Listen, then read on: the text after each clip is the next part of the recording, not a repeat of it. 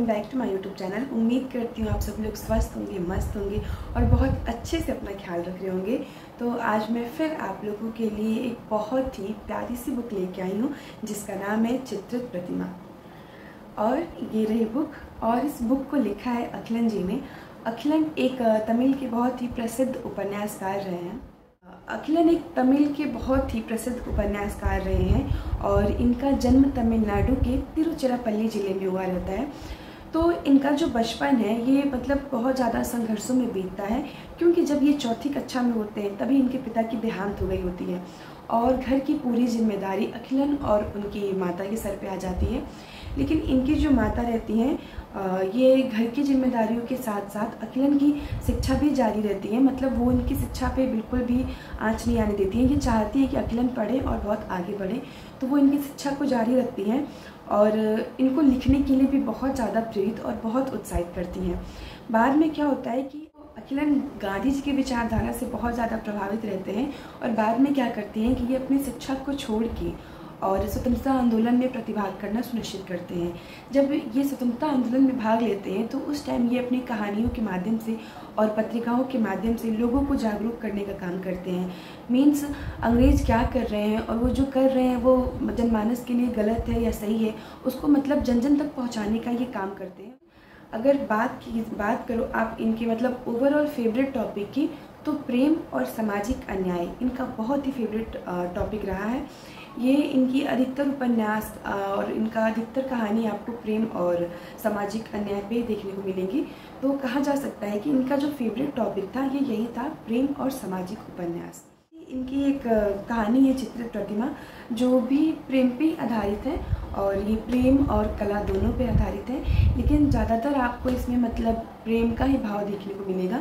पूरी कहानी आप देखो तो एक प्रेम पे ही आधारित है और इस कहानी का एक कैरेक्टर है जो कला से बहुत ज़्यादा प्रभावित है, जिसको कला बहुत प्रिय है।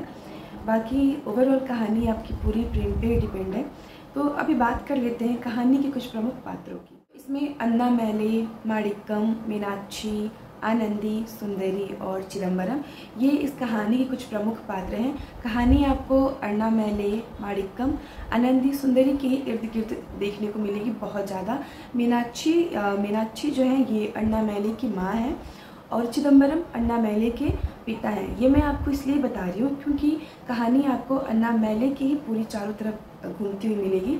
अन्नामैले, मीनाक्षी, माणिक्कम और सुंदरी, ये इस कहानी के प्रमुख पात्र हैं। तो ये तो हुआ इस किताब के प्रमुख पात्रों की बात। अब बात करते हैं इस किताब की कथा वस्तु की।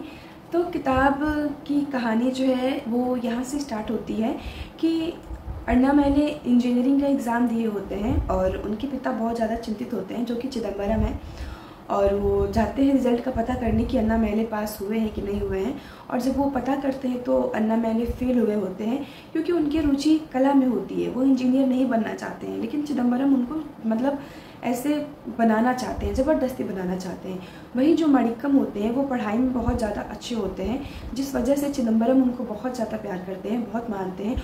और जब कभी भी उन्हें किसी सलाह की ज़रूरत पड़ती है तो वो माणिक्कम के पास ही जाते हैं। लेकिन माणिक्कम बहुत ही ज़्यादा चालाक, बहुत ही ज़्यादा धूर्त और मतलब बहुत ही ज़्यादा छल कपट करने वाले इंसान होते हैं।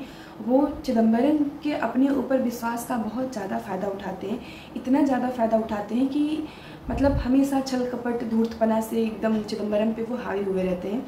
एक बार तो वो अन्नामैले के साथ इतना गलत व्यवहार करते हैं कि अन्नामैले जेल जाते हुए बचते हैं।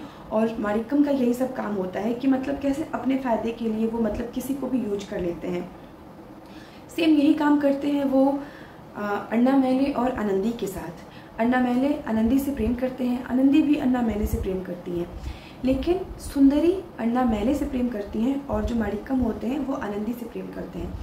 आप आनंदी से प्रेम करना कह लो, या फिर जब वो देखते हैं कि अन्नामैले आनंदी से प्रेम करते हैं तो उन्हें भी आनंदी को मतलब एक चाहने की जिद हो जाती है, एक पाने की जिद हो जाती है। और आनंदी को पाने के चक्कर में ही वो सुंदरी और आनंदी के बीच इतना बड़ा मतलब षड्यंत्र, इतना बड़ा परपंच रखते हैं कि सुंदरी और अन्नामैले की शादी हो जाती है और माणिक्कम और आनंदी की शादी एक साथ हो जाती है। लेकिन जो माणिक्कम होते हैं वो आनंदी को पाने में तो सफल हो जाते हैं, आप कह सकते हैं आनंदी के शरीर को पाने में तो वो सफल हो जाते हैं, लेकिन जो आनंदी का दिल होता है वो आनंदी के दिल को कभी छू नहीं पाते हैं। और कहानी के अंत तक जाते जाते आनंदी के सामने माणिक्यम का जो छल कपट धूर्त का पूरा जो उनका चेहरा होता है, उनका जो पूरा व्यवहार होता है, इन सारे व्यवहार का, इन सारे चेहरे का आनंदी के सामने पूरा का पूरा उजागर हो जाता है। और बीच में वो अन्नामलई के साथ, आनंदी के साथ क्या किए रहते हैं, ये सारी बातें भी आनंदी के सामने और अन्नामलई के सामने भी आ जाती है। तो और लास्ट में क्या होता है कि अन्नामलई और आनंदी फिर से एक हो जाते हैं। लेकिन ये कहानी सिर्फ ऐसे ही नहीं है, इस कहानी में बहुत ज़्यादा उतार चढ़ाव, आप कभी देखोगे अन्नामलई कभी आनंदी के करीब आते हैं, कभी सुंदरी अन्नामलई के बहुत ज़्यादा करीब होती है, और माणिक्यम इसमें कितना ज़्यादा परपंच रखते हैं, जो कि माणिक्यम का ही परपंच होता है जो आनंदी और अन्नामलई के बीच में दूरियां लाती हैं। तो कहानी में बहुत ज़्यादा चढ़ाव है, उतार है, और साथ में कहानी कला और प्रेम दोनों पे आधारित है। तो आपको इस कहानी में इस किताब में जो कला है, जो भारतीय चित्रकला की बारीकियां हैं, वो सब इसमें आपको देखने को मिलेगी। आपको इसमें प्राचीन कला, मुग़ल कला और जो हमारी आधुनिक कला है, इन सब की बारीकियां देखने को मिलेगी आपको। आप एक बार इस किताब को पढ़ोगे ना, तो आप कला के बारे में भी बहुत कुछ सीखोगे। तो ये तो रही कहानी, मैंने आपको शॉर्ट फॉर्म में बताया है। बाकी आपको पूरी कहानी का, कला का, प्रेम का और अच्छे से आनंद लेना है, तो आप इस कहानी को खुद पढ़िए और खुद जानिए कि कैसे अन्नामलई आनंदी अलग होते हैं, कैसे माणिक्यम आनंदी की लाइफ में एंटर करते हैं, और फिर बाद में उनका जो पूरा छल कपट, उनका जो पूरा धूर्तपना होता है, कैसे इस चीज़ का उजागर सबके सामने होता है, और फिर लास्ट में आनंदी और अन्नामलई कैसे एक होते हैं। सुंदरी का क्या होता है, सुंदरी भी एक बहुत अच्छी कैरेक्टर है इस कहानी की। उसका जो व्यवहार है ना, बहुत ही ज़्यादा चंचल, बहुत ही ज़्यादा आकर्षक करने वाला है। तो फिर सुंदरी का क्या होता है जब अन्नामलई और आनंदी एक हो जाते हैं, ये सब जानने के लिए आप इस कहानी को बहुत अच्छे से पढ़िए। और कहानी को अच्छे से पढ़ने के लिए आपको बुक की ज़रूरत होगी, बुक चाहिए आपको। तो आप इस बुक को खरीदिए, पढ़िए, और मुझे पढ़ के मेरे कमेंट सेक्शन में ज़रूर बताइए कि आपको ये किताब कैसी लगी। मिलते हैं नेक्स्ट वीडियो में, तब तक के लिए tata bye bye, take care.